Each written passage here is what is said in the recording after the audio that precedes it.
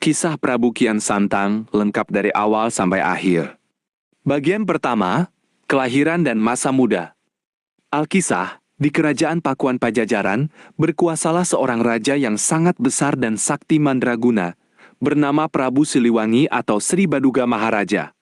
Beliau memiliki seorang putra dari permaisuri Nyi Subanglarang yang diberi nama Raden Sangara. Kelak beliau dikenal luas dengan nama Kian Santang, dan setelah masuk Islam bergelar Syekh Sunan Rohmat Suci. Sejak masih muda, Raden Sangara sudah menampakkan tanda-tanda kebesaran. Tubuhnya tegap, wajahnya bercahaya, dan kesaktiannya luar biasa. Hampir tidak ada senjata yang mampu melukai kulitnya. Sorot matanya saja sudah cukup membuat siapapun gentar. Ia diangkat menjadi Dalem Bogor yang kedua, memimpin wilayah Bogor dengan penuh wibawa. Namun, semakin ia dewasa, semakin ia merasa ada yang belum sempurna. Ia memiliki kekuatan sekuat apapun, tetapi belum pernah melihat darahnya sendiri mengalir. Karena itu, ia pun memohon kepada ayahnya, Prabu Siliwangi, untuk mencarikan seseorang yang mampu melukainya. Seseorang yang lebih sakti daripadanya. Prabu Siliwangi pun memanggil para ahli nujum dan orang-orang pintar di kerajaannya untuk memberi petunjuk. Setelah berunding, akhirnya muncul seorang kakek tua yang bijaksana, berkata, "Wahai pangeran, orang yang engkau cari, yang mampu melukai dan mengalahkan tuanku, tidak ada di seantero tanah Pasundan ini. Beliau berada di tanah suci Mekah, bernama Sayyidina Ali bin Abi Thalib, sahabat dan sepupu Nabi Muhammad. Dialah orang yang paling tepat untuk engkau temui." Mendengar itu, hati Kian Santang pun berketetapan hati. Ia hendak berangkat jauh ke tanah Mekah, menemui orang yang diceritakan itu. Sebelum berangkat, ia bersemedi terlebih dahulu di ujung barat tanah Pasundan, memohon petunjuk dan kekuatan untuk menempuh perjalanan jauh itu. Di masa semedinya itu, ia juga dikenal dengan nama Galantrang Setra. Bagian kedua, perjalanan ke tanah Mekah.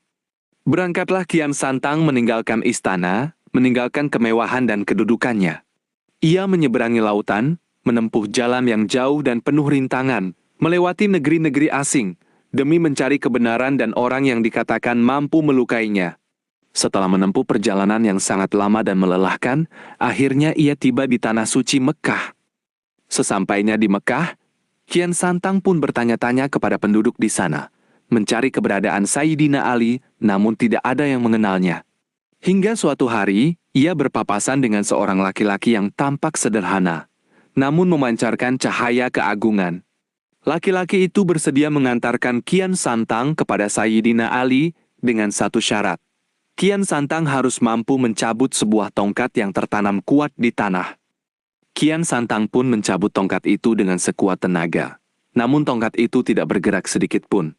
Ia mengerahkan seluruh kesaktiannya, namun tetap tidak berhasil. Di saat itulah, laki-laki itu tersenyum dan mencabut tongkat itu dengan sangat mudah. Seolah-olah itu sehelai rumput. Kian Santang tertegun, menyadari bahwa orang yang berdiri di hadapannya itu bukan orang biasa. Ia pun bersimpuh dan menyadari bahwa laki-laki itu adalah Sayyidina Ali bin Abi Thalib sendiri. Bagian ketiga, pertemuan dan kebenaran. Sayyidina Ali pun berbicara dengan lembut dan penuh hikmah kepada Kian Santang. Kian Santang yang ingin menguji kesaktiannya, lalu melepaskan anak panah ke arah Sayyidina Ali. Namun ajaibnya, anak panah itu berbalik arah kembali kepada Kian Santang tanpa melukai Sayyidina Ali sedikit pun. Kemudian Sayyidina Ali pula menunjukkan mukjizat lain, seperti mengeringkan sungai dengan sekali ayun pedang Zulfikar miliknya. Kian Santang semakin takjub dan merasa kesaktiannya di Pajajaran hanyalah bagai setitik debu dibandingkan dengan kekuatan yang diberikan Allah kepada Sayyidina Ali. Lalu Sayyidina Ali pun menjelaskan kepada Kian Santang tentang keesaan Allah SWT, tentang Nabi Muhammad, tentang kebenaran agama Islam, dan bahwa segala kesaktian dan kekuasaan itu hanyalah titipan dari Allah semata. Hati Kian Santang pun terbuka lebar. Cahaya kebenaran menyinari hatinya. Ia menyadari bahwa selama ini ia menyembah kepada yang bukan sesembahan yang sejati. Maka, di hadapan Sayyidina Ali, Kian Santang pun mengucapkan 2 kalimat syahadat dan memeluk agama Islam. Ia pun berganti nama menjadi Syekh Sunan Rohmat Suci. Kian Santang menetap di Mekah untuk waktu yang lama, mendalami agama Islam, belajar Al-Qur'an, hadis, dan segala ilmu yang bermanfaat dari Sayyidina Ali dan para ulama lainnya. Ia belajar dengan sungguh-sungguh hingga ilmunya menjadi luas dan hatinya bersinar. Bagian keempat, kembali ke tanah Pasundan. Setelah bertahun-tahun menuntut ilmu di Tanah Suci, akhirnya Kian Santang memohon izin kepada Sayyidina Ali untuk pulang kembali ke tanah kelahirannya, guna menyebarkan agama Islam kepada ayahnya, keluarganya, dan seluruh rakyat Pajajaran. Sayyidina Ali pun mengizinkan dan mendoakan keselamatan serta keberkahan untuk perjalanannya. Kembalilah Kian Santang ke tanah Pasundan. Ketika tiba di wilayah kerajaan Pajajaran, berita kepulangannya terdengar hingga ke istana. Prabu Siliwangi mendengar bahwa putranya pulang membawa ajaran baru.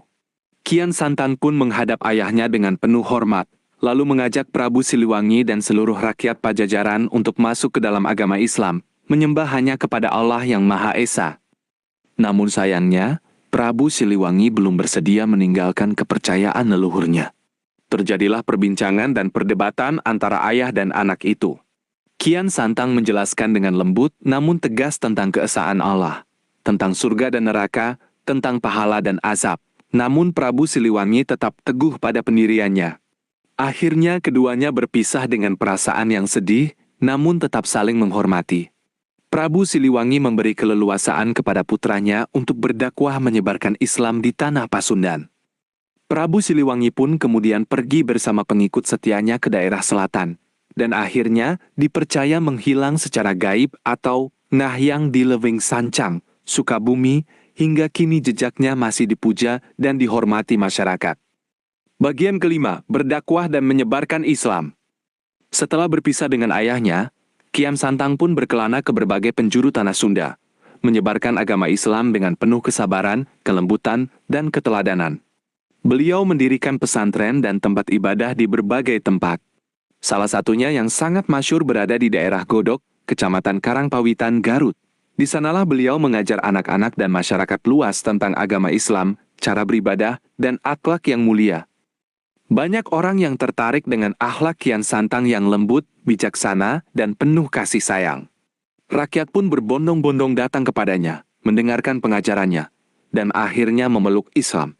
Kian Santang juga membantu kakaknya, Raden Walang Sungsang, yang telah lebih dulu menyebarkan Islam di wilayah Cirebon. Kian Santang turut hadir dan meresmikan berdirinya Kadipaten Cirebon dengan menyerahkan bendera kerajaan. Kian Santang hidup sederhana, tidak meninggalkan kemewahan seperti di masa mudanya. Beliau lebih memilih hidup laku, bersemedi, beribadah, dan melayani kebutuhan rakyat. Ilmunya semakin luas, kesabarannya semakin dalam, dan kasih sayangnya kepada sesama semakin meluas. Bagian keenam, wafatnya Prabu Kian Santang.